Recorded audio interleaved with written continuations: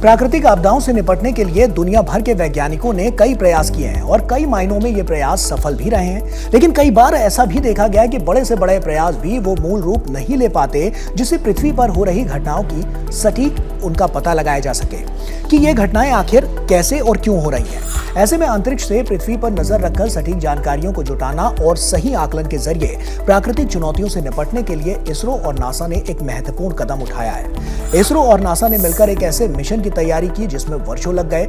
लगभग 10 वर्षों से ज्यादा समय तक चले प्रयोगों के बाद एक सफल उड़ान पर निसार मिशन उड़ चला है।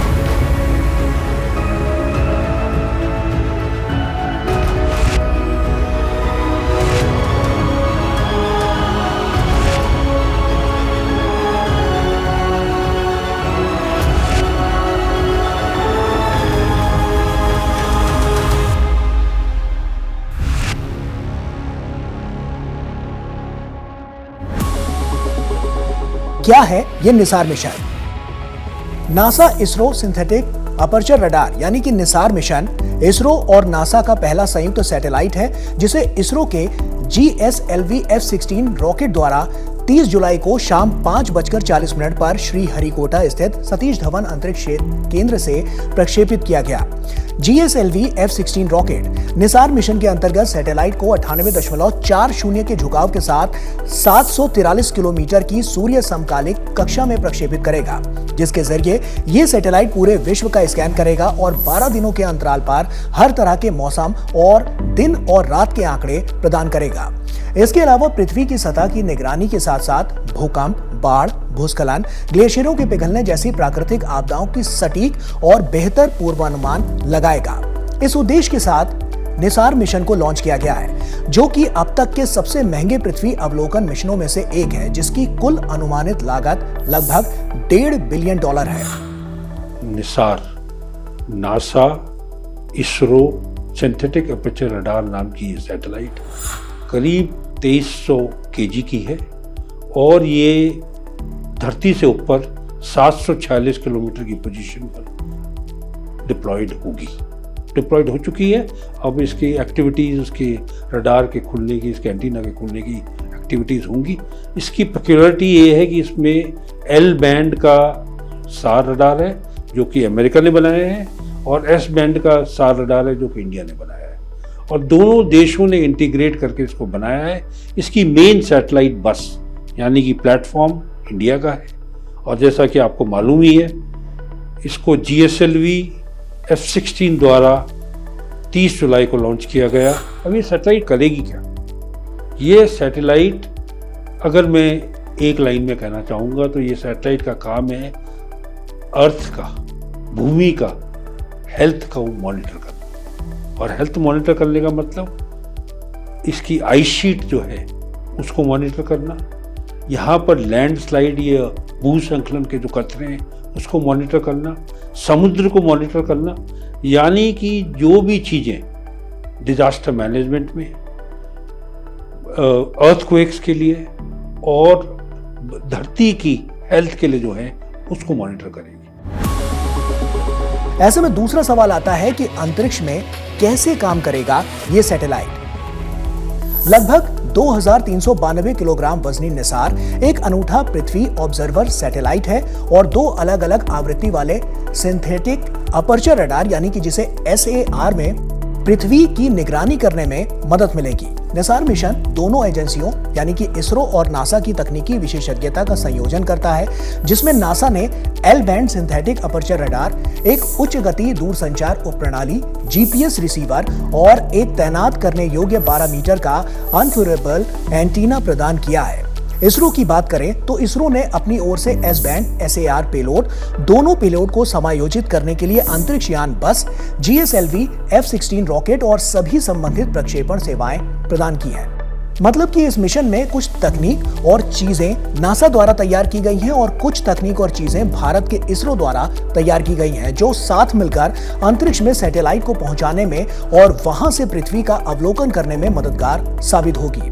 साथ ही इसरो और नासा के साझा तकनीकों और प्रयासों का उपयोग विभिन्न प्रकार के अनुप्रयोगों के लिए किया जाएगा, जिसमें पृथ्वी के पर्यावरण और जलवायु परिवर्तन का अध्ययन भी शामिल है। सार रडार होता है सिंथेटिक अपर्चर रडार, ये अर्थ जिसे कहते हैं रिमोट सेंसिंग के लिए दो किस्म के रडार होते हैं। एक तो होते हैं इनएक्टिव रडार, जो सिर्फ अर्थ से जो रेज आ रही हैं, जो उनकी वेव्स आ रही हैं, उनको पिकअप करते हैं, उसका एनालिसिस करते हैं। पर सिंथेटिक अपर्चर रडार में क्या किया जाता है, रडार से पावर को, बीम्स को, रेज को अर्थ में भेजा जाता है और रिफ्लेक्ट करके जो आती हैं उनको रिसीव करके अर्थ की डायमेंशन या उसकी फोटोग्राफ, उसकी डाटा को कलेक्ट किया जाता है। और ये दो अलग फ्रीक्वेंसी में हो रहा है, एल बैंड की और एस बैंड की। हर एक बैंड की अलग अलग खसूसियत है। जैसे एल बैंड जो है वो धरती के ऊपर ही नहीं, धरती के सरफेस के नीचे भी देख सकता है, और जो एस बैंड है वो कुछ और चीज़ें धरती के ऊपर देखने के लिए। तो दोनों चीज़ें एक साथ हो रही हैं एक्टिव रडार के माध्यम से। और इसकी सबसे बढ़िया खूबी ये है कि ये बादलों के थ्रू दिन में, रात में, हर समय देख सकता है। तो 24/7 में ये सैटेलाइट अर्थ को देख सकती है। ये ऐसी सैटेलाइट नहीं है जैसे कि इलेक्ट्रिकल ऑप्टिकल सैटेलाइट होती है, जिनकी क्षमता सिर्फ दिन में या अच्छे मौसम में देखने की होती है। ऐसे में अगला सवाल मन में आता है कि किस तकनीक का इसमें इस्तेमाल होगा। पृथ्वी की प्रक्रियाओं को अध्ययन करने वाले अंतरिक्ष जनित सिंथेटिक अपर्चर रडार यानी कि SAR की अवधारणा 1970 के दशक की है, जब नासा ने CSAT लॉन्च किया था। हालांकि यह मिशन कुछ ही महीनों तक चला, लेकिन इसने अपनी तरह की पहली तस्वीरें तैयार की, जिन्होंने आने वाले दशकों के लिए रिमोट सेंसिंग परिदृश्य को बदल दिया। CSAT ने नासा के शटल इमेजिंग रडार कार्यक्रम और बाद में शटल रडार टोपोग्राफी मिशन को जन्म दिया।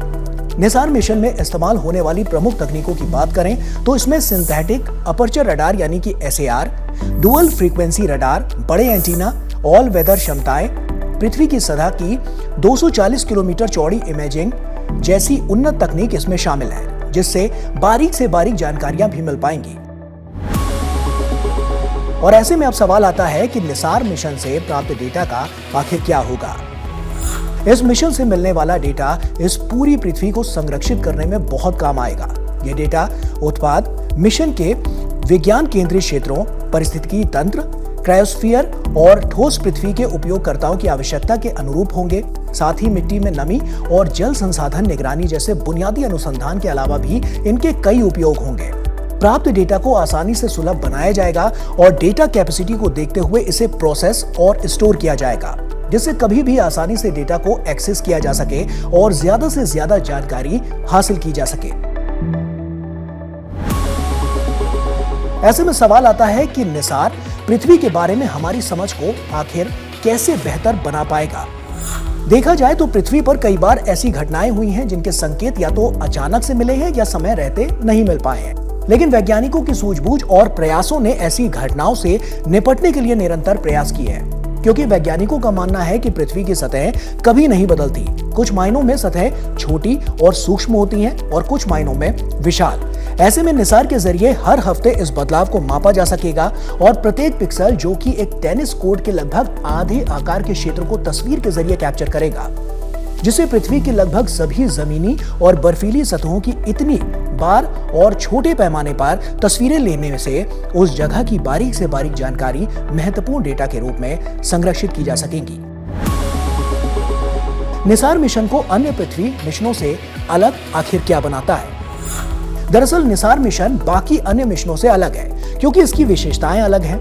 निसार पहला पृथ्वी ऑब्जर्वर सैटेलाइट है जिसमें दो तरह के रडार होंगे, 10 इंच जो कि 25 सेंटीमीटर वेवलेंथ वाली एल बैंड प्रणाली और 4 इंच यानी कि 10 सेंटीमीटर वेवलेंथ वाली एस बैंड प्रणाली। निसार के ये दोनों रडार सिग्नल पृथ्वी की सतह पर मौजूद विशेष घटनाओं पर अलग अलग अपनी प्रतिक्रिया देंगे, जैसे कि छोटी वेवलेंथ पत्तियों और खुरदुरी सतहों जैसी छोटी वस्तुओं के प्रति अधिक संवेदनशील होगी, जबकि लंबी वेवलेंथ पत्थरों और पेड़ों के तनों जैसी बड़ी संरचनाओं के प्रति अधिक प्रक्रियाशील वहां पर देखने को मिलेगी।